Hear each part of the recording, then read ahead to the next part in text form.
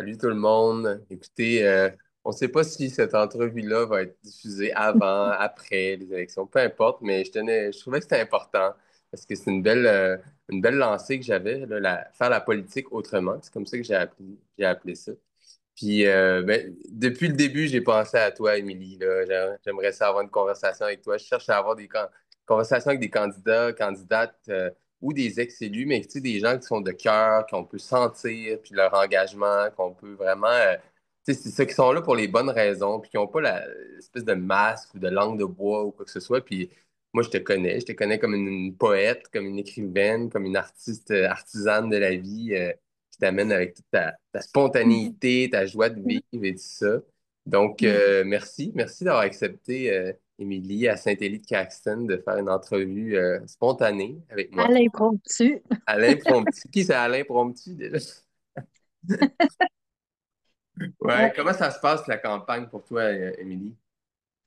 C'est une campagne où ça a brassé pas mal.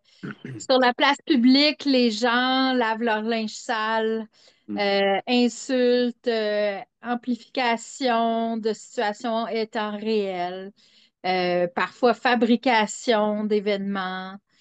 C'est comme si le monde s'était mis en banque des choses à ressortir, puis que là, en ce moment, il y a plusieurs niveaux de conversation, puis le plus lourd étant celui des règlements de compte de basse-cour.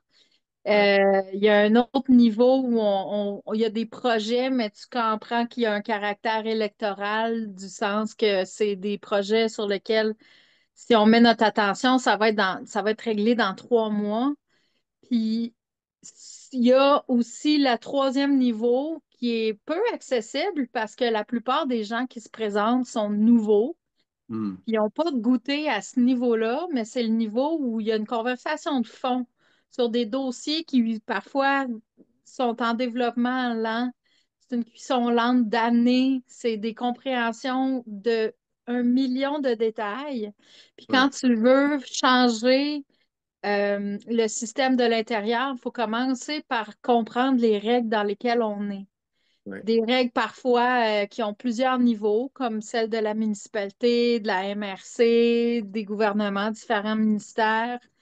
C'est une corrélation de beaucoup d'acteurs et de facteurs.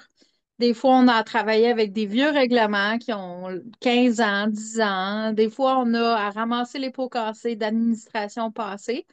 Puis tout ce travail-là, généralement, c'est pas quelque chose que tu peux mettre sur la place publique parce que ça demande trop de compréhension de la part du public pour vraiment avoir une bonne idée. Ou il y a carrément juste un niveau de confidentialité nécessaire à respecter. Dans ce Mhm. cas-là, on peut pas expliquer, on peut pas parler de ça. Fait que ce qui fait qu'on finit par revenir dans des sujets qui sont vraiment plus spectacle. Et Ouais. puis, on n'a pas l'occasion de prendre parole sur des choses qui, au fond, là, quand on va être assis en caucus, on va vraiment plancher puis mettre beaucoup de minutes et d'heures sur des affaires que, pas une fois pendant la campagne, ça aura été nommé. Et ça, je trouve ça quand même intriguant, tu sais. Il y a des gens, des fois, même, qui sont comme des porte-voix un petit peu criards que dans un monde parallèle, j'aimerais les voir élus simplement pour qu'ils puissent s'asseoir dans le siège et finalement goûter ce que c'est la Ouais. médecine d'un conseil. Puis la réalité, c'est que c'est beaucoup de travail routinier, c'est beaucoup de dédication, de ramasser de l'information, de coups de téléphone, de digérer cette information-là pour être capable de faire des liens que personne n'avait vus encore parce que des fois, ça a stagné longtemps. Puis on est pris avec des statu quo.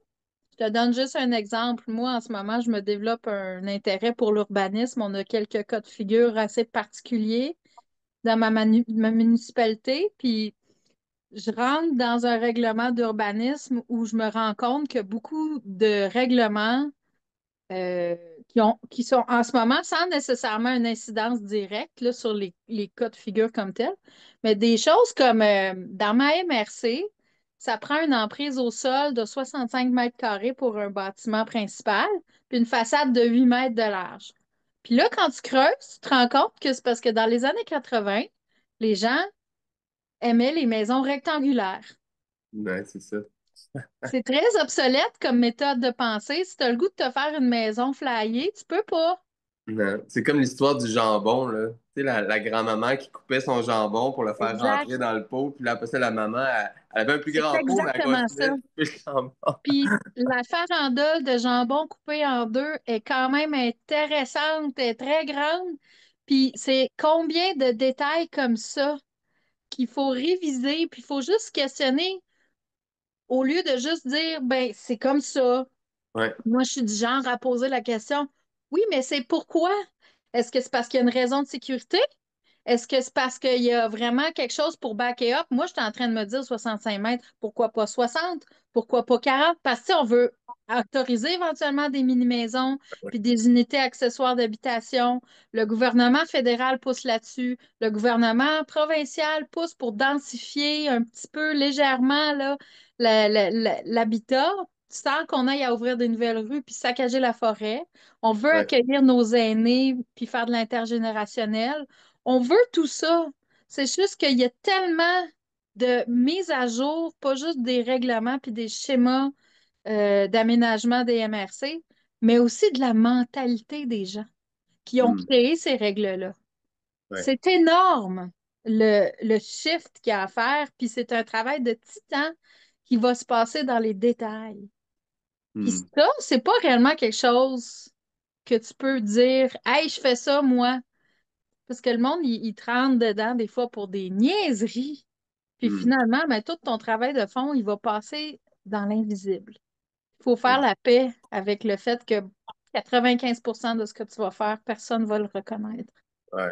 Mais ça, c'est vrai dans tout aussi, tu sais, élever des enfants ou tu sais, prendre soin, tu nommais l'intergénération, prendre soin de Ouais. ses parents, tout ça, là, les aidants naturels en ce moment. Mais je veux revenir sur ce que tu disais par rapport à, tu sais, faire évoluer les mentalités. Parce que dans le fond, Ouais. c'est comme si les règlements puis les schémas d'aménagement puis tout ça, c'était un peu une photo des mentalités d'une époque. C'est ça que je comprends, tu sais. Tu parlais des 60 mètres carrés, des maisons rectangulaires. Ben, en partie, en partie. Des fois, il y a une question de, tu sais, si ta maison est trop petite, si mettons qu'il y a un incendie, ben, ta maison va être beaucoup plus stable si elle a un petit peu plus d'emprise au sol que moins, mettons. Dans un cas où il y a des urgences, puis là, bon. Fait que, il y a plein de paramètres. Il y a aussi des installations sanitaires. Tu sais, il faut qu'il y ait un minimum d'hygiène. Tu peux pas avoir un bucket avec du brandy. C'est juste pas légal, là, tu sais.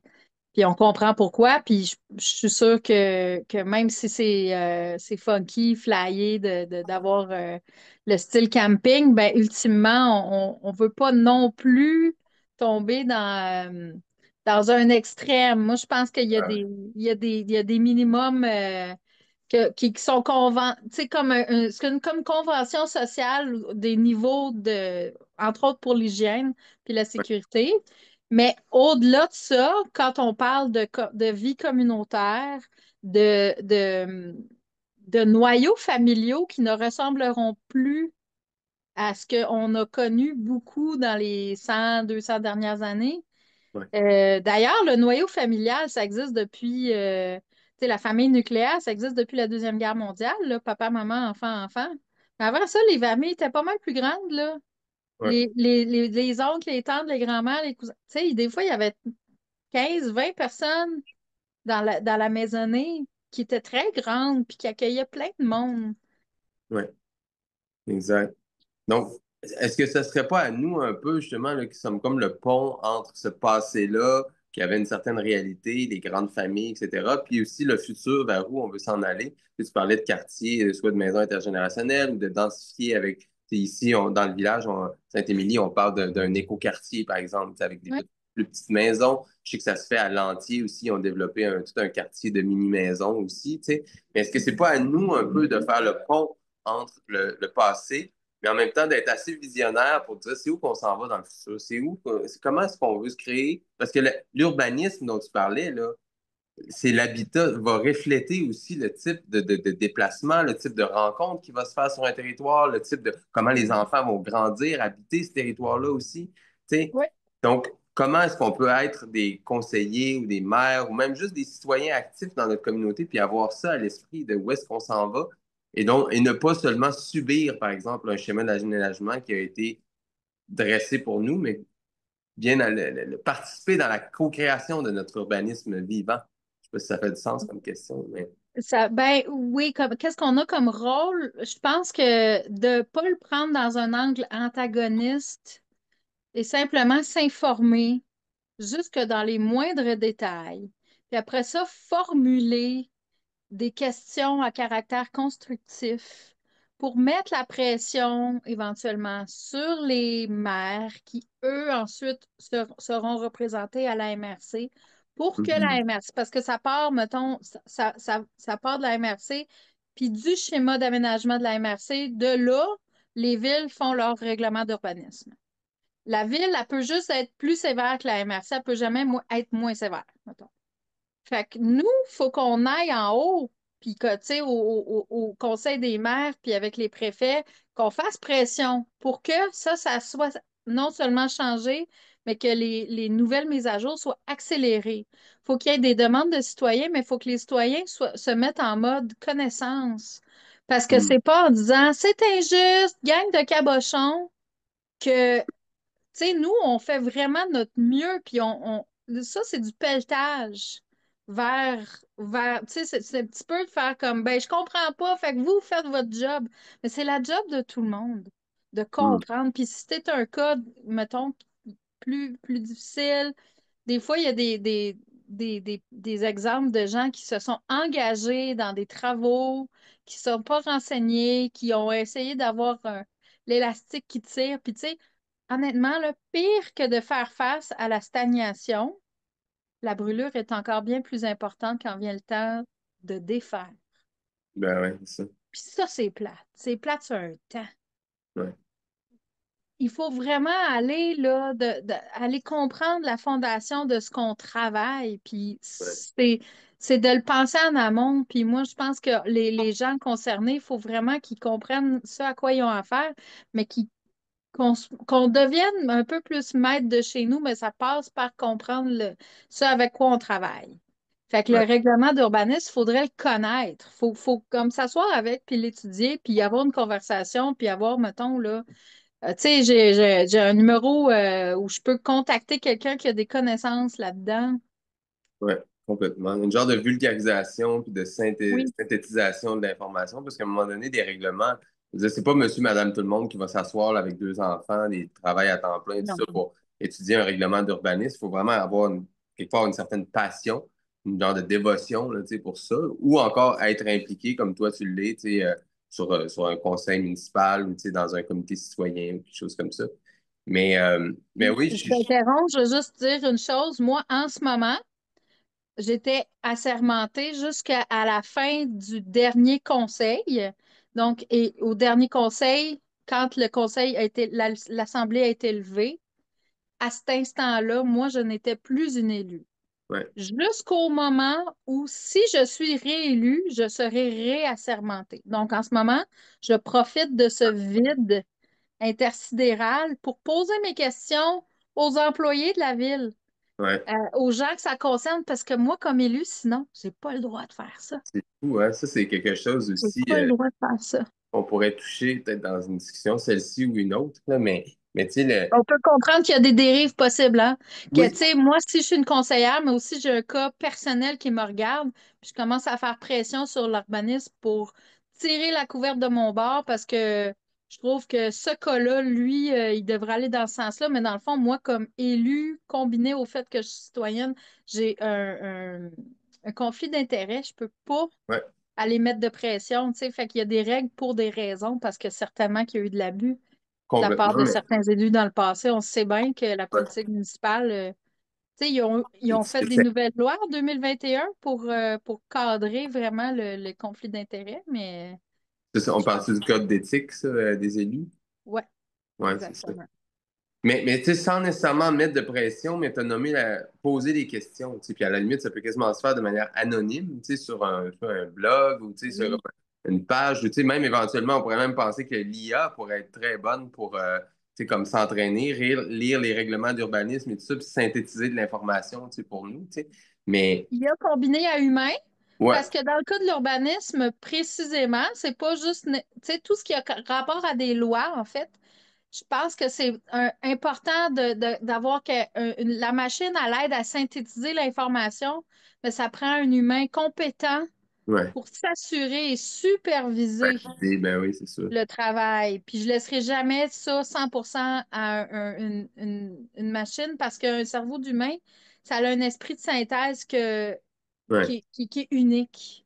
Non, c'est sûr. Puis il y a toute la notion du gros bon sens à un moment donné aussi, là, tu sais, comme à tenir en compte. Puis surtout, pour ne pas perdre l'esprit de village. Tu sais, parce qu'une des choses que moi, je vis beaucoup ici ou que j'entends beaucoup dans mon porte-à-porte, puis qui semble assez répandue dans la population, c'est, tu sais, des espèces d'aberrations d'urbanisme, là, tu sais, de règlement d'urbanisme, où est-ce que, tu sais, ta clôture, tu peux la mettre là, mais pas un pied plus loin, tu sais, ou, tu sais, c'est comme des dérogations comme ça qu'il faut aller chercher, puis qui demandent, je veux dire, du temps, qui demandent de l'argent aux citoyens, qui demandent, puis que finalement, il y a beaucoup de gens qui m'ont dit, ben écoute, moi, je suis prêt juste à payer une amende pour ça, puis après ça, ça devient un genre de droit acquis, mettons, tu sais. Fait que, tu sais, il y a comme cette notion-là aussi de gros bon sens dans le patrimoine bâti, de dire jusqu'où on veut aller dans, dans ces réglementations-là, puis dans cette structure-là, tu sais, de se conformer, tu sais, à un urbanisme, surtout quand c'est des notions esthétiques.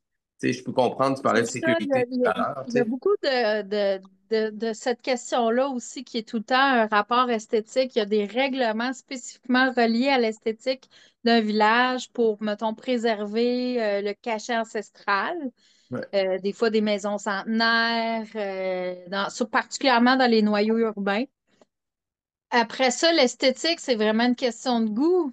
Moi, si je veux peindre ma porte rouge, est-ce que je détonne ou est-ce que c'est funky?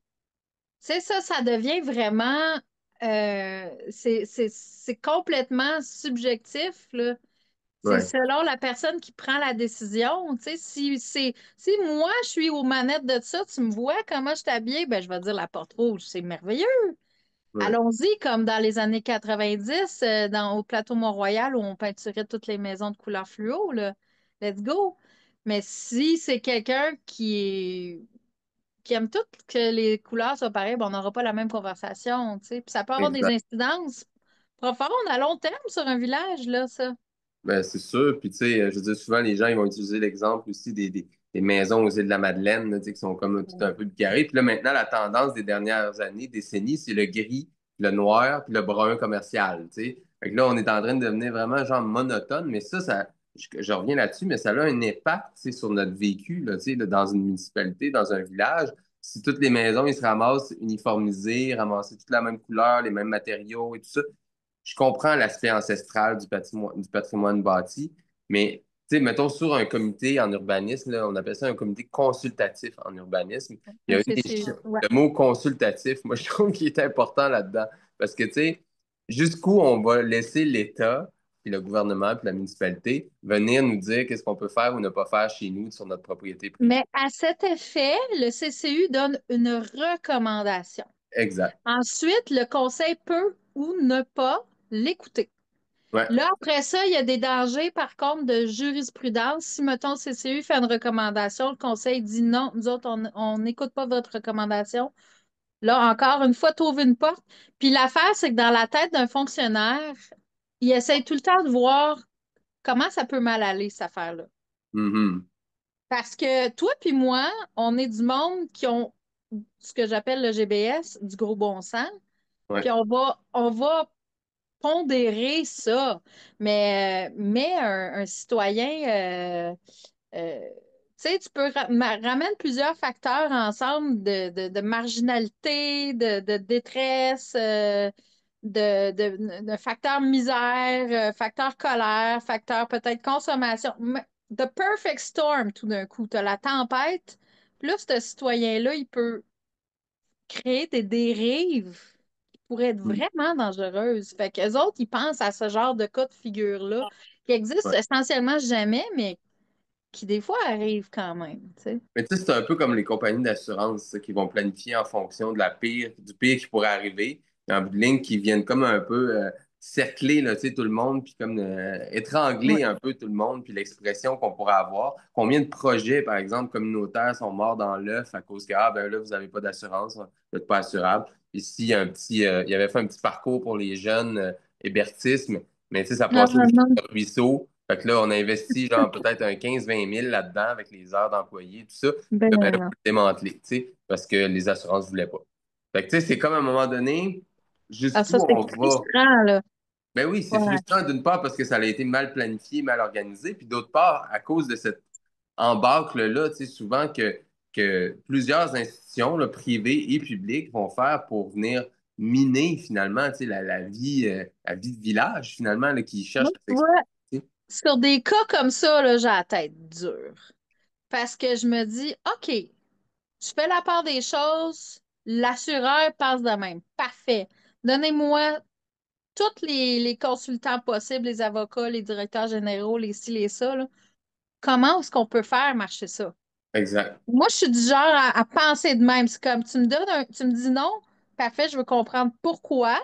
Ouais. Est-ce que c'est complètement c'est parce que tu boudes aujourd'hui puis tu me dis non ou s'il y a vraiment une raison? Parfait, je vais comprendre la raison, puis je vais te dire que je vais la décortiquer, puis je vais tout faire pour Hmm. trouver comment Ouais. faire. Exact.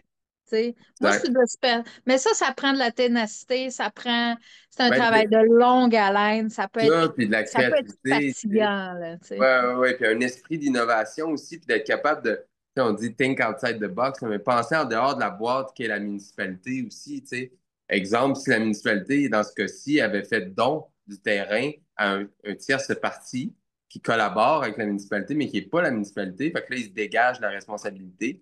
Tu sais, tu comprends? Fait que là, ce tierce parti-là aurait peut-être eu plus de manœuvres par rapport à ce qu'il aurait pu faire aux questions d'assurance, etc. Mais ça prend, il faut réfléchir en dehors de la boîte souvent, tu sais. Puis c'est pas donné, comme tu parlais de l'attitude des fonctionnaires ou même de la majorité des politiciens qu'on connaît, tu sais. En tout cas, comme qu'on voit à la télé et tout ça, c'est pas nécessairement des gens qui ont cet esprit d'innovation-là. C'est des gens qui vont réfléchir à l'intérieur de la boîte puis qui vont dire, ben, bah, c'est plate. Just suck it up, là, tu sais.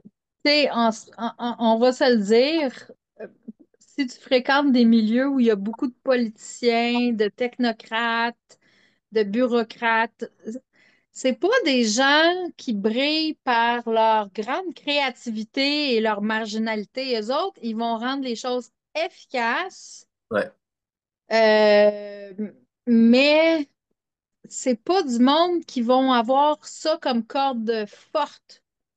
Parce que, tu sais, moi, là, je fais vraiment exception, là, tu sais, comme personne légèrement neurodivergente, artiste de la couleur sous toutes ses formes, euh, psychonaute, chaman, ben, je suis pas chaman, là, mais tu comprends, je touche à des zones que d'habitude, ces gens-là, ils vont jamais là. ouais, Jamais ils passent par ces phases-là d'exploration du fond, de remettre en question l'existence, puis de voir. Fait que, tu sais, moi, quand je reviens sur le plancher des vaches, là, je suis créative, là. ben J'en, ouais, c'est ça. j'en ai des idées, là, tu sais. Exact, exact. Puis des idées justement qui sont expansives, là, tu sais, qui viennent finalement. Tu sais, on veut que nos villages soient en vie, là. Je veux dire, tu habites un des villages mythiques du Québec là, en ce moment, tu sais, puis je veux dire, si la culture n'était pas présente, si la vie n'était pas présente dans ce village-là, ça serait pas la même chose, là, tu comprends? Là? Que ce soit la Ouais. couleur des maisons, que ce soit tu sais, le bâti, justement, là, tu sais, qui rassemble les gens, qui crée la rencontre, qui crée les festivités, etc. Tu sais. C'est ça qu'on veut pas perdre non plus. Tu sais, nos villages peuvent facilement devenir des dortoirs où est-ce que les gens vont aller comme juste chez eux, travaillent chez eux, tu sais, puis finalement, on est comme une genre d'extension de la Une banlieue. banlieue. Oui, De la banlieue de exact. la banlieue. Exact, exact. Donc, tu sais, j'essaie de.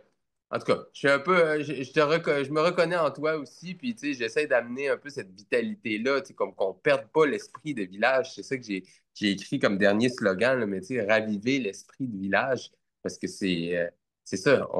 C'est facile à se perdre dans toute la bureaucratie, dans toute la paperasse, tu sais, la technocratie, les assurances, etc., dont on parlait.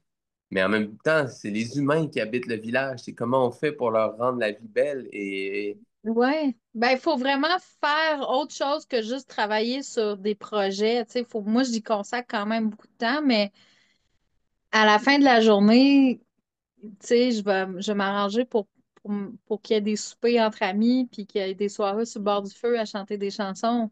Ouais, Je vais m'arranger pour qu'il y ait d'autres choses qui me donnent le goût de vivre, finalement. Pas juste régler des problèmes parce qu'on finit pas. De toute façon, ça, tu sais, jamais réglé, tu vas jamais au bout de ça. exact. Mais se garder en vie, c'est un devoir pas, tu sais, peu importe le titre ou l'occupation, ou t'es un élu ou ton travail, whatever. Faut que tu aies aussi ta part de simple être humain qui sait jouer, qui sait sortir de ça, là, tu sais. C'est une belle Ouais. flexibilité à avoir. Ouais. On va conclure tranquillement, mais je voulais te montrer au moins ce livre-là. Je sais pas si tu l'as déjà vu, mais celui-là ici, OK. C'est cool, ça. Pattern Non, Language. OK. Si jamais tu veux le commander ou le trouver ou quoi que ce soit, là, mais Ouais. ça date quand même. Ça date des années 70, mais je pense que tu vas aimer ça beaucoup parce que c'est des architectes qui ont inventé OK. ça, des urbanistes, des architectes. C'est un collectif là, d'à peu près 7-8 personnes. Puis ils ont OK. vraiment décrit tous les patterns, tu sais, parce que les autres, ils voient, mettons, avec la vue d'ensemble d'un village. Ouais. Là, ils voient tous Ouais. les patterns, les schémas, puis qu'est-ce qui fonctionne bien, qu'est-ce qui crée justement, tu sais, de la richesse, de l'abondance, les commerces, tu sais, l'université, la place de l'université dans une petite ville, par exemple, etc. Tu sais, puis ils Mhm. vont jusque dans les détails, là, tu sais, l'orientation de la maison, la fenestration, etc. On pourrait même penser à la couleur de la maison dont tu parlais tout à l'heure. Tu sais. Donc, Ouais. ils partent des macro-patterns, puis ils cheminent vers les micro-patterns. Puis bref, c'est un livre, en tout cas, que j'amène avec moi, c'est sûr, si je suis élu à la mairie, là, qu'on puisse Ouais. avoir il appelle ça pattern recognition, là, tu sais, là, mais c'est cette habilité-là à reconnaître les patterns, puis aussi après ça, Ouais. à les modifier, le cas échéant. Tu sais, Mhm. après les avoir reconnus, étudiés, etc., ben, la deuxième habilité, c'est d'être capable de jouer avec, tu sais, d'une manière comme créative pour rendre nos villages des endroits où il fait bon vivre. Ah oui, faut créer ça tout simplement avec des. C'est souvent plus simple qu'on pense, hein? On faut pas chercher à midi à 14 heures, tu sais, on fréquente nos commerces, on reste un peu plus loin pour jaser, un peu plus longtemps, pardon. On prend soin de notre nature, on s'organise des petites fêtes de village, tu sais, puis ben Mhm. mais je trouve ça intéressant ce que tu nous amènes, c'est comme un peu d'avoir la vue d'aigle, la vue d'ensemble sur Ouais. les mouvements, tu sais, la vue Ah, élargie qu'il faut aussi garder parce que des fois, on peut être comme ça. complètement, Surtout ouais. dans un village, on a le nez sur nos perspectives directement. Donc, Ouais, d'ouvrir, c'est pertinent. complètement. Je termine là-dessus, mais principe de Chesterton, ça te dit quelque chose? Dis-moi donc. Tu iras voir ça, mais c'est exactement ce que tu nous parlais tout à l'heure. Je voulais juste le nommer parce que dans ma campagne, j'essaye aussi de faire de l'éducation populaire, puis OK. de nommer, tu sais, comme de se former à reconnaître justement ces patterns-là dont je te parlais. Puis le principe de Chesterton, des fois, c'est l'exemple de la clôture dans un champ. Qu'est-ce que la clôture a fait dans le champ? Là, avant que quelqu'un la prenne puis l'enlève, de comprendre pourquoi est arrivée là, puis qui l'a mis là, avec quelle intention et tout ça. Puis une fois qu'on l'a étudié, la question, là, on dit, OK, là, on n'a vraiment plus besoin. Ça, c'était à une autre époque, tu sais, on peut l'enlever, tu sais. Mais si quelqu'un l'enlève, puis là, finalement, il y a un troupeau de moutons qui arrive, qui se ramasse partout dans l'autre champ, tu sais, là, c'est quand, oh, OK, attends un peu, on a été trop Il y rapide. avait une raison, en Il y avait une fait. raison, exactement. Donc, il y a plusieurs règlements de ce que j'entends qui ont, de ton expérience, qui ont plus nécessairement, tu sais, comme des raisons d'être, Ben, des mais détails. Je n'irais pas jusqu'à des refaire détails. une refonte totale et complète, on part à zéro, mais des fois, ne serait-ce que de le remettre sur le feu. Pourquoi? Puis est-ce que c'est quelque chose qui peut être flexible? Tu Ouais. sais, dans le monde moderne, il y a de plus en plus d'humains, on est de plus en plus conscient avec la nature. Je veux dire, on n'est plus dans les années 60 là. On a Hmm. besoin d'évoluer, là. On est ailleurs, fait qu'il faut Exact. penser à ça. Super. Hey, ben, merci beaucoup pour ton temps, Émilie. Merci, Je te Jonathan. souhaite une bonne fin de campagne. Moi, je crois en toi. t'as mon vote symbolique. Puis, Merci, il y a Dominique. un beau lien maintenant entre nous, entre Sainte-Émilie et Saint-Élie. Donc, Oui. Ben, merci de voilà, ton invitation, puis on s'en va de l'autre côté. c'est bon. Allez, porte-toi Salut. bien. Bye bye.